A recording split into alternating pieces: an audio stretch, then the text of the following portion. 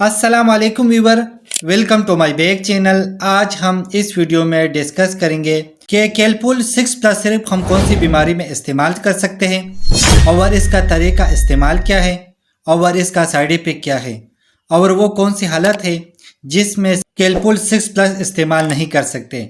ये सब कुछ जाने इसी वीडियो में। सबसे पहले बात करेंगे कैलपुल 6 प्लस के कंपोजिशन के बारे में। तो इसके अंदर पैरासीटामोल पाया जाता है और कैलपुल 6 प्लस GSK कंपनी का प्रोडक्ट है।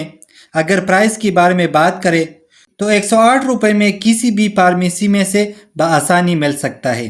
अब बात करेंगे कि किन कंडीशन में कैलपुल 6 प्लस सिरप का इस्तेमाल किया जाता है। तो कैलपुल 6 प्लस के अंदर पैरासीटामोल होता है। तो पैरासीटामोल एक एनाल्जेसिक और एंटीपायरेटिक दवा है, यानी बुखार को कम कर देता है और दर्द को ख़त्म करता है। तो कैलपुल 6 प्लस सिर्फ बच्चों को बुखार को कम करने के लिए इस्तेमाल की जाती है और कैलपुल 6 प्लस बुखार को ठीक नहीं करते और वक्ती तौर पर टेम्परेचर को नॉर्मल करते हैं। अगर बच्चों को दांत में दर्द हो या अगर सर में दर्द हो तो ऐसी कंडीशन में कैलपुल सिरप का इस्तेमाल मुफीद है। और इसके अलावा बच्चों को नज़ला ज़ुकाम की वजह से जिसम दर्द हो और साथ में बुखार हो तो ऐसी कंडीशन में कैलपुल 6 प्लस का इस्तेमाल किया जाता है। और इसके अलावा अगर बच्चे को चोट लग जाए या अगर सूजन हो जाए और साथ में दर्द हो तो तब भी कैलपुल 6 प्लस का इस्तेमाल किया जाता है। और इसके अलावा अगर अचानक बच्चे के ईयर पेन हो यानी कान में दर्द हो तो ऐसी कंडीशन में कैलपुल 6 प्लस का इस्तेमाल मुफीद है। और इसके अलावा अगर बच्चों को विक्सिंग लग जाए तो ऐसी कंडीशन में बच्चों को बुखार होता है और पेन होता है तो ऐसी कंडीशन में कैलपुल 6 प्लस का इस्तेमाल मुफीद है। अब बात करते हैं तरीका इस्तेमाल के बारे में। तो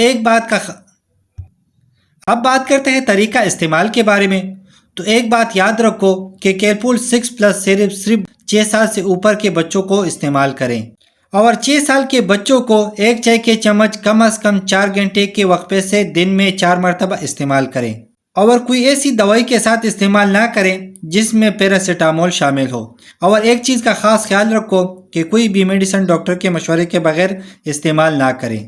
अब बात करते हैं साइड इफ़ेक्ट के बारे में। तो कुछ कॉमन साइड इफ़ेक्ट हो सकता है जैसा कि ओवरडोज की वजह से जिगर मुतासर हो सकता है और इसके अलावा स्किन रैशेज हो सकता है और इसके अलावा स्किन इचिंग हो सकता है। अब बात करेंगे कंट्रा इंडिकेशन के बारे में कि वो कौन सी हालत है जिसमें कैलपुल 6 प्लस का इस्तेमाल नहीं कर सकते। अगर किसी को हाइपर सेंसिटिविटी हो तो ऐसी कंडीशन में कैलपुल 6 प्लस सिरप का इस्तेमाल ना करें। और इसके अलावा अगर बच्चों को जिगर की बीमारी हो या अगर गुर्दों की बीमारी हो तो ऐसी कंडीशन में कैलपुल 6 प्लस सिरप का इस्तेमाल ना करें। तो उम्मीद करता हूँ वीडियो अच्छी लगी होगी। लाइक कर देना, शेयर कर देना, अगर कोई सवाल हो तो कमेंट्स कर देना, अगर चैनल पे न्यू हो तो सब्सक्राइब कर देना।